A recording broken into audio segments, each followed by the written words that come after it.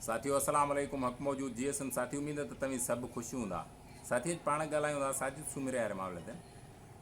मिसाल तौर कीअं अॼु जे दौर में, हाणे जे दौर में सोशल मीडिया सिंधी माण्हुनि लाइ सभ खां वॾे में वॾो हथियार आहे, मोर्चो आहे। कीअं 25 अप्रैल जो मामिलो लखनि में माण्हुनि ट्वीट कया असांजी GMC ते। उहे सभु उन पार्टी जा माण्हू कोन आहे, उन बहुत सियासी मुखालफ़ थिया, पर उनजे शख़्सियत खां, उनजे लिखणनि खां, उनजे किरदार खां माण्हू मुतासिर आहे। उन एतिजाजनि तौरु ट्वीट कयो। अब्दुल वाहिद हारिसर जो मामिलो थियो, लखनि में माण्हुनि ट्वीट कयो। टेम जो मामिलो थियो, लखनि में माण्हुनि ट्वीट कयो ट्विटर ते। ताज़ो हाणे हीअ ॻाल्हि जेका रखां थो, इहा गौर करे ॿुधण ऐं सम्झण जहिड़ी आहे।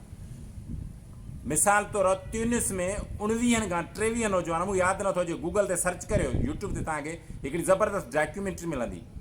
उन्हनि फेसबुक ते वेही 23 नौजवाननि सॼे मुल्क जी सिस्टम में धर्म भरम करे छॾियो, नओं तब्दील करे छॾियो, इनकलाब आणे छॾियो। कोशिशि नंढड़ी कईसूं। पढ़ियल लिखियल वतन दोस्त माण्हू, न अणपढ़ियो माण्हू आहियां, मुंहिंजी बि मजबूरी। उन्हनि पढ़ियल लिखियल माण्हुनि जी महिनत ऐं जिदोजहदी कोशिशि ईंदा सिंधी माण्हुनि खे फेसबुक ते, व्हाट्सअप ते फोटू रखणु, मज़ाए अंदाज़ में ॻाल्हाइण खां बहितर हो त सियासी रुख वारे पासे वठी हलूं, रुख मटायूंसि। मां चवंदो आहियां कामरेड इनकलाबी माण्हू हुआ जेको क़ौमुनि जा रुख तब्दील करे। कोशिशि कईसीं त हिननि सिंधी माण्हुनि खे रुख मटे कंहिं सुठे पासे ॾे वठी हलूं, ऐं उन्हनि पासे ॾे वठी हलण जी कोशिशि थी, ख़ुशी थी। मिसाल डोमिसाइल जो मामिलो थियो, 11 लख माण्हुनि ट्विटर ते एहतजाज कयो। मजबूर थी सिंध हुकूमत, मजबूर थी 1700 माण्हुनि जा डोमिसाइल गैर मुल्क जेके गैर आहे उन्हनि खे कढियऊं।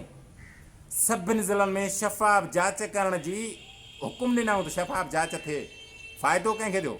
सिंधी माण्हुनि खे, पूरी क़ौम खे, पूरे क़ौम जे माण्हुनि खे ज़बरदस्त ख़ुशी थी। यार असां जहिड़ा माण्हू अणपढ़िया ॿिन्ही माण्हू ते महिनत था कनि, कोशिशि था कनि, पढ़ियल लिखियल माण्हू ॿिन्ही ते कोशिशि था कनि त सभिनी माण्हुनि खे, सिंधी माण्हुनि खे हिन सोशल मीडिया जो फ़ाइदो वठी हिकु सुठे रुख ते वठी हलण जी कोशिशि आहे, जेका क़ौम ऐं वतन जे माण्हुनि लाइ आहे।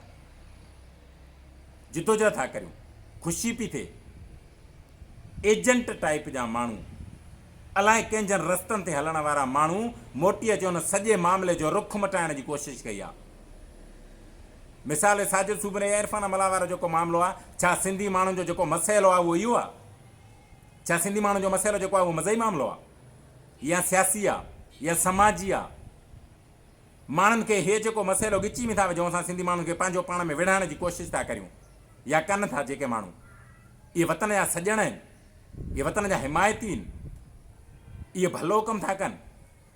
सिंध जो ऐं गारंटी सां चवां थो त इहो सेक्युलर माण्हू न आहे जेको इहो कमु थो करे, इहो दानिश्वर न आहे, सेक्युलर माण्हू जी इहा निशानी न आहे। ऐं मां सम्झंदो आहियां त मूंखां वधीक को सेक्युलर कोन्हे, पर मूं वटि सभिनी दीननि, सभिनी मज़हबनि जो एतिराम हूंदो आहे, ऐं इस्लाम खे दीन हक़ सम्झंदो आहियां, ऐं नमाज़ बि पढ़ंदो आहियां त मज़लूम माण्हुनि सां होली में बि गॾु बीहंदो आहियां। इहा सेक्युलर जी निशानी। सिंधी माण्हू सेक्युलर रहिया आहिनि। सिंध सूफ़ियुनि जी धरती रही आहे, कंहिंखे चवण या कंहिंखे ॿुधाइण जी ज़रूरत असांखे कोन्हे का। सुठे पासे वठी हलियासीं पे माण्हुनि खे, वठी हलिया पे माण्हू। डोमिसाइल जे मामले ते जन माण्हुनि एहतजाज कयो, जेके माण्हू निकिरी आया उहे सियासी माण्हू हा ई कोन, सियासी पार्टियुनि जा मेंबर न, आम सिंधी माण्हू हो जेको सोशल मीडिया इस्तेमालु कंदड़ हो, पर हिकु सुठे एहतजाज ॾे निकिरी आयो, ख़ुशी थी त माण्हुनि खे हिकु सुठे रुख ॾे वठी था हलूं। कहिड़े पासे माण्हुनि खे वठी था वञो? कहिड़ो रुख था माण्हुनि खे वठायो? कहिड़नि सवालनि में माण्हुनि खे वठी था हलो? कहिड़ो बहस लाथो अथव? छा ते माण्हू बहस कंदो? छा सिंधी माण्हुनि जो जेको हे मसइला आहिनि असांजा, इहे मसइला आहिनि जेके हिननि हाणे जे रुख में आंदा आहिनि, या सियासी आहिनि, या समाजी आहिनि? बख्शल थलो, जावेद राजपर, जलाल महमूद शाह, मीर आलम मरी, मीर टालपुर, फ़कीर महमद लाशारी, हज़ार नाला खणो, सिंध में अॻियां ताईं आहिनि। ख़ालिद मोहम्मद सूमरे जहिड़नि माण्हुनि जेके मौलवी हूंदे बि वतन दोस्त माण्हू आहे, जन कोड़ा झलिया, जन जेल कटिया, उहे मौलवी आहे। रसूल बख्श पलीजो, जन क़ौम लाइ महिनत कई, हाणे बि माण्हू खोड़ साथर आहिनि जेके महिनत कंदा, जिदोजहद कंदा। कोशिशि उन्हनि जी इहा आहे त जेको आम माण्हू आहे, जेको सियासी न आहे, उनखे बि कंहिं सुठे रुख ते सोशल मीडिया जो फ़ाइदो वठी उनखे वठी हलूं। कहिड़े पासे माण्हुनि खे वठी था वञूं? ॿियो हे सवाल मुंहिंजो मज़हबी माण्हुनि खां आहे त तव्हांखे कंहिं चयो आहे त सिंधी माण्हुनि खे मज़हब जे मामले में फासायूं। तव्हांखे कंहिं सर्टिफिकेट ॾिना आहिनि त माण्हुनि खे मथां तोहिन रिसालत जा ॿिया टिया केस दाख़िल करायो। काइनात ते दोजान हुज़ूर अलैहिस्सलातु वस्सलाम जन तव्हां पाण हदीस असांखे ॿुधाईंदा आहियो, जेका माई गंद उछलींदी हुअसि बीमार थी त उहो पुछणु वियोसि। हज़रत अली अलैहिस्सलाम खे जंहिं क़त्ल करण जी कोशिशि कई, उन माण्हू खे शरबत पीआरे माफ़ करे छॾियांसि। हक़ीक़ी दीन त उहो। ख़ुदा जे वास्ते सिंधी माण्हुनि खे मज़हबी मामलनि में न फासायो। सोशल मीडिया तो मज़ा ॿिया टिया मामला कटे माण्हुनि खे कंहिं सुठे रख ॾे वठी हलण जी कोशिशि नंढड़ी कई अथऊं, जंहिंमें कामयाबु थिया आहियूं। असां सभु माण्हू केतिरो बि बहस कयूं आहे, केतिरा बि एतिजाज कयूं आहे, जेकॾहिं सोशल मीडिया जो फ़ाइदो वठी 11 लख माण्हू सिंधी माण्हू ट्वीट न कनि हा त हे डोमिसाइलनि जो मामिलो हल न थिए हा।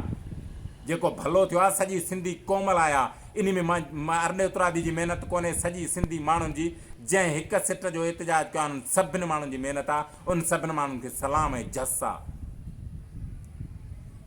उहा सुठी कोशिशि, उहा सुठी जिदोजहद, उहो सुठो रुख विञायो छो था?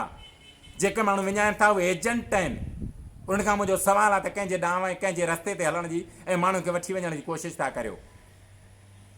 साजिद सुमरे वारे मामले खे हिते जो हिते धरम भरम करियो। हथ ॿधी पूरी क़ौम मज़हबी माण्हुनि ऐं सेक्युलर माण्हुनि खां गुज़ारिश आहे त इहा दानिशमंदी न आहे। इहो दीन जो मामिलो न आहे। मामिलो असां सां जेको सिंधी माण्हुनि सां आहे उहो सियासी आहे, उहो समाजी आहे। जंहिं ॾे माण्हुनि जो रुख थियो आहे, जंहिं ॾे माण्हुनि सोचणु शुरू कयो आहे, जंहिं ते सिंधी माण्हुनि ॻाल्हाइणु शुरू कयो आहे। छाकाणि त हे मामला माण्हुनि खे गिची में विझो, घर में ॿाहिरि विड़ी पवंदा। सोट मसां त बहसनि में लही ईंदा। बहस जो रुख हो जेको हिकिड़ो ज़बरदस्त, हिकिड़ो मुंहिंजे ॻोठ जो माण्हू आहे जंहिंखे ख़बर ई कोन्हे का सियासत जी।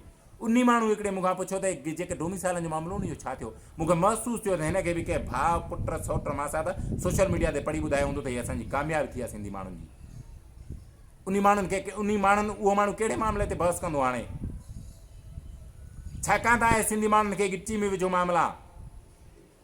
अचो त वराए उन साॻे रुख सां हलूं, साॻे ॾांव सां हलूं, साॻी जिदोजहद वारे पासे हलूं। इहो असां सिंधी माण्हुनि जो मसइलो ई न आहे, इहो मामिलो ई न आहे जंहिं पासे असांखे वठी था वञूं। ख़ुदा जे वास्ते प्लीज़ हिन क़ौम, हिन वतन जे मज़लूम, हिन अबोझ माण्हुनि ते रहम करियो।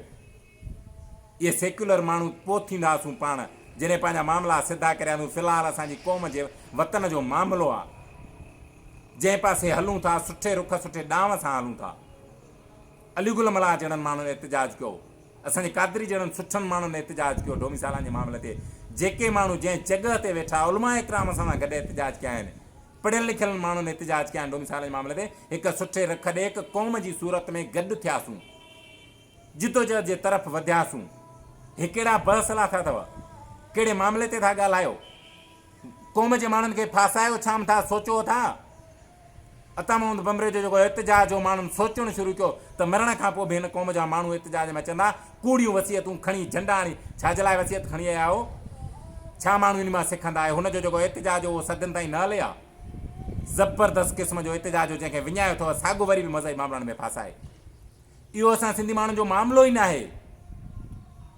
असां सभु माण्हू सेक्युलर आहियूं, कंहिंखे सर्टिफिकेट वठण जी ज़रूरत कोन्हे का असां माण्हुनि खे। अॼु ॾींहं ताईं असां सिंधी माण्हुनि जो उतां खां जेको माण्हू ईंदो आहे असां हुनखे न पुछंदा आहियूं त तुंहिंजो मज़हब ऐं फ़िरक़ो कहिड़ो आहे, कहिड़ी ज़ात जो माण्हू आहे। उनखे मानी बि खाराईंदा आहियूं, हमदर्दी तौरु उनखे विहारींदा बि आहियूं। मूं चयो न त मूंखां वधीक को बि, इहा मुंहिंजी राय आहे जंहिंखां में ग़लति थी सघां थो। मूंखां वधीक को बि कोन्हे को सेक्युलर, पर मुंहिंजा सभु मज़हबी माण्हू दोस्त आहिनि, उलमा इकराम दोस्त आहिनि। न कचहरियूं थींदियूं आहिनि, न बहस थींदा आहिनि, मोहबत थींदी आहे, प्यार वंडींदा आहियूं, इज़त ॾींदा आहियूं हिक ॿिए खे। तव्हां नफ़रत अंगेज़ ॻाल्हियूं लाइ कहिड़े क़िस्म जा बहस था आणियो? ख़ुदा जे वास्ते हिन क़ौम ते रहम करियो, इन मामलनि ते न अचो। इहो बहस ई असां माण्हुनि जो कोन्हे को, इहो असांजो सुवालु ई कोन्हे को। इन मामले खे एतिरे धरम भरम करियो जंहिं बि माण्हू खे जेका बि तकलीफ़ पहुती आहे, जहिड़े बि क़िस्म जी उन खां आऊं अरड़ो उतरादी हथ ॿधी माज़रत थो करियां।